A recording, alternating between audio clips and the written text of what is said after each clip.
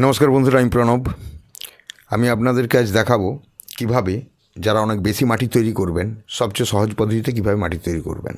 দেখুন, মাটিটাকে আমি 15 দিন আগে মিলে শুকনো করেছি, রোদ খাইয়ে দিয়েছিলাম। এরপরে আমি মাটির ওপরে জল দিতে আরম্ভ করছি।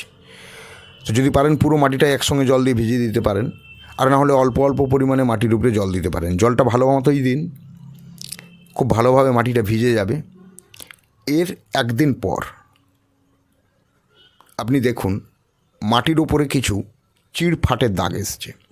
যখনই দেখবেন এই মাটির ওপর চিড়ফাটের দাগ এসছে, আপনি শিওর হয়ে যান মাটিটা আজকেই তৈরি করতে হবে। এরপর আপনি কি করবেন, চিড়ফাটগুলো ভালো করে দেখে নিন যে কীরকম চিড়ফাট এসছে। এরপরে মাটির এখান থেকে কুপিয়ে নিয়ে গিয়ে গুঁড়ো করে নিয়ে গিয়ে তারপর মাটির সঙ্গে কী কী মেশাবো না মেশাবো সম্পূর্ণভাবে ভিডিওটা লক্ষ্য করুন। খুব ইনফরমেটিভ ভিডিও, যা আপনার যে কোনো গাছের জন্য একদম আদর্শ মাটি তৈরি হবে। তো এই জায়গায় দাঁড়িয়ে খুব ভালো করে বুঝতে পেরেছেন, চিড়ফাটটা দেখিয়েছি আমি। এরপর কোদাল,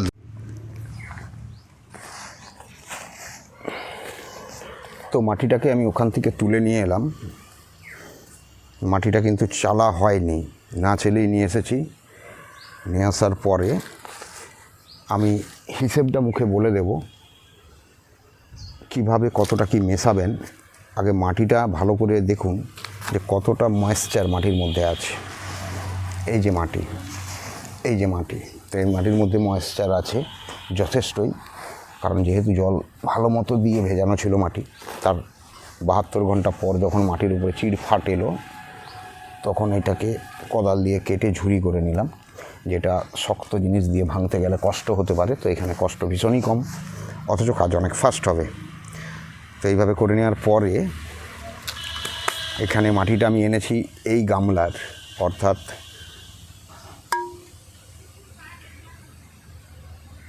12 ইঞ্চি পট, 2 পাত্র মাটি আছে। এর সঙ্গে এটা এঁটেল মাটি সম্পূর্ণ, তাই এর সঙ্গে মেশাতে হবে আমাকে, সেটা হচ্ছে ধাসবালি। ধাসবালি কতটা মেশাবেন, আমি এখানে যে মাপ দেখাচ্ছি এই মাপটা কিন্তু সঠিক নয়। আমি যে মাপটা মুখে বলে দিচ্ছি সেই হিসেবটাই কিন্তু সঠিক রাখতে হবে। আমি সেই হিসেবটাকেই মনে করি সঠিক হিসেব। তো এখানে আমি শুধুমাত্র প্রসেসিংটা আমি কিভাবে করি সেটা দেখানোর জন্য আমি দেখিয়ে দিচ্ছি, আর বলে দিচ্ছি আমি মাটিতে কী কী মেশাই, কীভাবে মেশাই। এর সঙ্গে আমি ধাসবালি মেশাবো কত, 10%। টোটাল মাটির 10% ধাসবালি। এঁটেল মাটি, পিওর এঁটেল মাটি, 10% ধাসবালি, যেটা হচ্ছে রিভারসেন্ট, অর্থাৎ একদম সাদা বালি। ফিলিংসের কাজে যে বালিটা লাগে সেই ধাসবালি 10 ভাগ। টোটাল মাটির 10% ধাসবালি। এরপর এর সঙ্গে আমি মেশাবো কি, এই হিসেবটা আমি দিচ্ছি কেবলমাত্র 12 ইঞ্চি পটের 2 পট মাটির জন্য। এর সঙ্গে আমি মেশাচ্ছি সর্ষের খোলের গুঁড়ো, মাস্টার কেক, যেটা সর্ষের খোল। এটা গ্রোসারি দোকানে পাওয়া যাবে, ভুসিমাল দোকান থেকে আপনারা এটা সংগ্রহ করতে পারেন। তো এই সর্ষের খোলের গুঁড়ো এই পাত্রের 2 পাত্র মাটির জন্য আমি দিচ্ছি 50 গ্রাম। 50 গ্রাম সর্ষের খোলের গুঁড়ো 2 পাত্র মাটির জন্য, 50 গ্রাম। আমি আনুমানিকভাবে ব্যবহার করছি, কিন্তু আপনারা যদি এইভাবে করতে চান তো দয়া করে ওজন করে নেবেন। এটা দিলাম সর্ষের খোলের গুঁড়ো। এরপর আমি কি দিচ্ছি, এই 2 পাত্র মাটির জন্য, অর্থাৎ 12 ইঞ্চি পাত্রের 2 পাত্র মাটির জন্য আমি দিচ্ছি 5 গ্রাম নিম খোল। নিম খোল 5 গ্রাম, এটা ফার্টিলাইজার দোকানে পেয়ে যাবেন, যে কোনো সারের দোকানে পেয়ে যাবেন। 5 গ্রাম নিম খোলের গুঁড়ো, 5 গ্রাম নিম খোলের গুঁড়ো।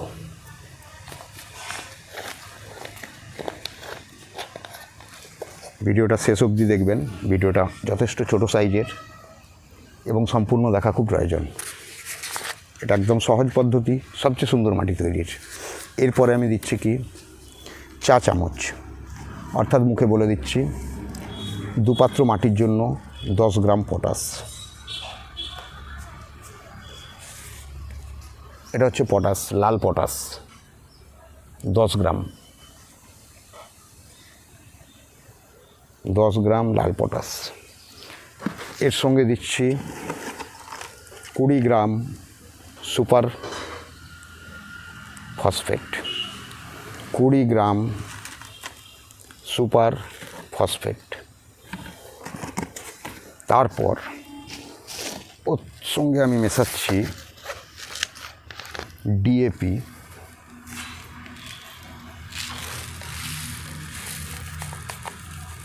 চা চামচের 1 চামচ, অর্থাৎ 5 গ্রাম, 5 গ্রাম ডিএপি ড্রাই অ্যামোনিয়া ফসফেট। এই অবস্থায় মেশাবো না। একটা পাত্রে নেবেন, যে কোনো পাত্রে নিয়ে একটা কিছু শক্ত জিনিস দিয়ে আস্তে করে এইভাবে চাপ দিয়ে একে গুঁড়ো করে নিন।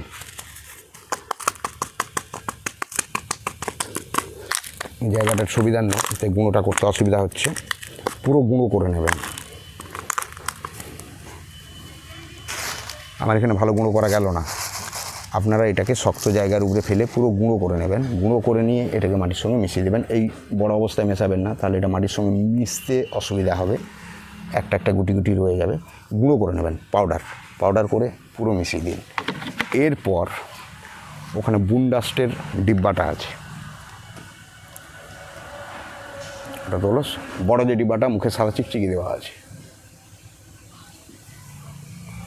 হ্যাঁ ওইটা। এরপরে আমি এর সঙ্গে দেব হাড় গুঁড়ো নয়, হাড় গুঁড়োর পরিবর্তে বুনডাস্ট, বুনমিল। এটা কতটা দেব? এটা দিচ্ছি 20 গ্রাম, বুনমিল 20 গ্রাম। বুনমিল দিলাম 20 গ্রাম। যদি বুনমিল আপনারা না পান তাহলে বুনমিলের পরিবর্তে শিংকুচি ব্যবহার করতে পারেন, বুনমিলের পরিবর্তে শিংকুচি ব্যবহার করতে পারেন। আর মাটিতে আমি কোনো কিচ্ছু দেব না।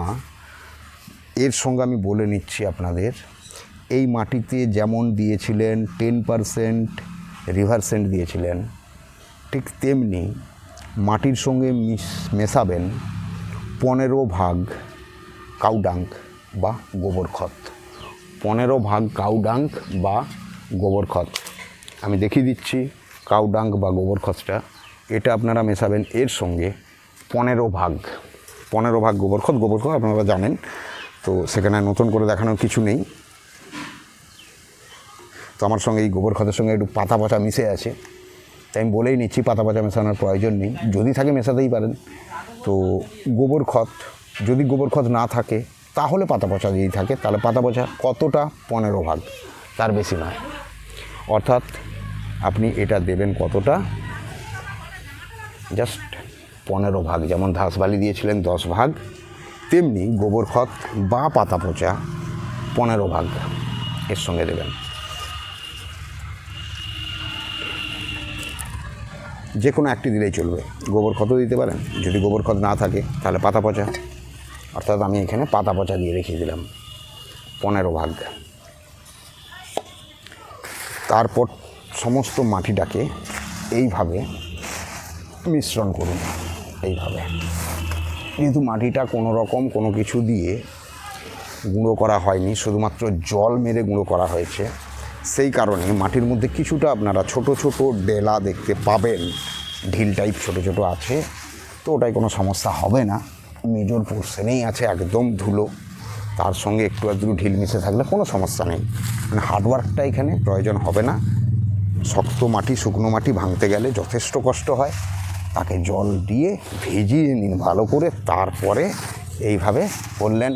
এরপরে একটা জিনিস দেখুন, সবচেয়ে মজার জিনিস, এর মধ্যে কতটা ময়েশ্চার আছে মাটিটায়। আর তার উপরে এই যে আমি সমস্তগুলো মিশ্রণ করলাম, এই মিশ্রণটা, এই ময়েশ্চারের যে রস, সেই রসে মাটির সঙ্গে সম্পূর্ণ মিশে যাবে, খুব সুন্দর একটা কম্পোস্ট হয়ে যাবে। যে কোনো গাছের জন্য এটা আপনারা ব্যবহার করতে পারেন। গাছ হাসবে, কথা বলবে। এটা হচ্ছে একদম বেসিক মাটি তৈরি হলো। এইভাবে মাটিটাকে পুরো মিশিয়ে নিই, এইভাবে মিশিয়ে নিই খুব সুন্দর করে। যেন মিশ্রণ করার সময় খুব ভালোভাবে মেশাবেন, কারণ এই মেশানোর উপরে যা কিছু দেওয়া হয়েছে সব কিছু মাটিতে সমানভাবে মিশবে, খোলগুলো থেকে, নিমখোল থেকে যাবতীয়। তো এই মিশ্রণটা করার পরে আমি এগুলো বড় ডেলাগুলো বেছে বের করে দিয়েছিলাম, তো এখন আর বের করার প্রয়োজন নেই, এই অবস্থায় থাকলো। বড় ডেলাগুলোকে আসলে কাজটা দেখাতে হবে বলেই আমি লুঙ্গিটা পরেছি, লুঙ্গি পরেই আমি কাজটা দেখাচ্ছি। এইভাবে বড় ডেলাগুলোকে বেছে আলাদা করে দেওয়ার পরে বড় ডালাগুলোকে একটা জায়গায় করে সরিয়ে নিন। এগুলোকে পুনরায় রোদে ফেলে দেবেন, আবার শুকনো হয়ে যাবে, তারপর জল মেরে দেবেন, যেমন হবে প্রথমে মেরেছেন, দিয়ে ওকে আবার তৈরি করে নেবেন। এটা খুব সহজেই তৈরি হবে। এটা সরিয়ে দিলাম, প্লাস্টিক একটা পেতে তার উপরে এই কাজটা করবেন, এবং এমন একটা জায়গায় করবেন যেন এই প্লাস্টিক পাতা অবস্থায় থাকে, 1 মাস রাখা যায়, সেরকম একটা জায়গার উপরে করুন। এবারে বলি, যতটা বেশি সময় এটাকে আপনারা রাখতে পারবেন, ঠিক কীভাবে রাখবেন, ততটাই ভালো কাজ দেবে। যদি 2 মাস পারেন, 3 মাস পারেন, রাখুন। দীর্ঘ সময় চাপ দিয়ে মুড়ে রাখলে তত সুন্দর কাজ হবে। এইভাবে মাটিটাকে চূড় করলেন, আমি করি এইভাবে চূড় করার পরে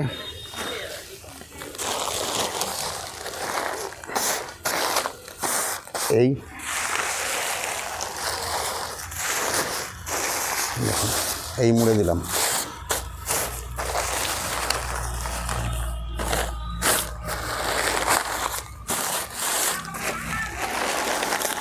এই মুড়ে দিলাম একটা ভারী কিছু এর উপরে, অর্থাৎ একটা ইঁট বা একটা পাথর টুকরো,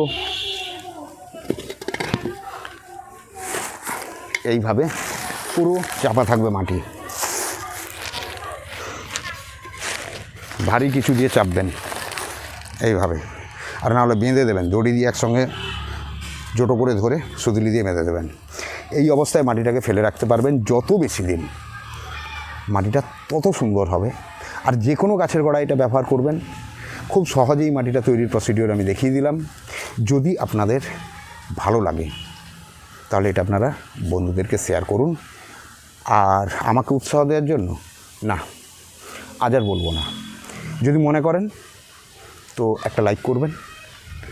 আর যদি এই ধরনের কম খাটনির উপরে ভালো জিনিস তৈরি করতে চান, এবং আমার যদি এটা ইনফরমেটিভ ভিডিও বলে আপনাদের মনে হয়, আমি যা করি সেটা আপনারা করতে চান, তাহলে আমার চ্যানেলটাকে আপনারা অবশ্যই সাবস্ক্রাইব করে রাখুন। ওকে বন্ধুরা, বাই, আজকের মতো এখানেই। এরপর এই মাটি তৈরির 3য় যে এপিসোড দেখাবো, সেটা কিন্তু দেখতে কখনো ভুলবেন না। তার কারণ 3য় এপিসোডে আমি আপনাদের দেখাবো এমন একটা মাটি তৈরি যা আপনারা কল্পনা করতে পারবেন না, যা আপনারা ইন্টারনেট জগতে আজ পর্যন্ত দেখেননি। ওকে, তাহলে এই কিউরিসিটিটা আপনাদের মনের মধ্যে থাক। পরবর্তী মাটি তৈরির 3য় পার্ট দেখতে ভুলবেন না। দেখুন নেক্সট ভিডিও আমার কী আসছে। ওকে, চললাম, বাই বাই, ভালো থাকুন।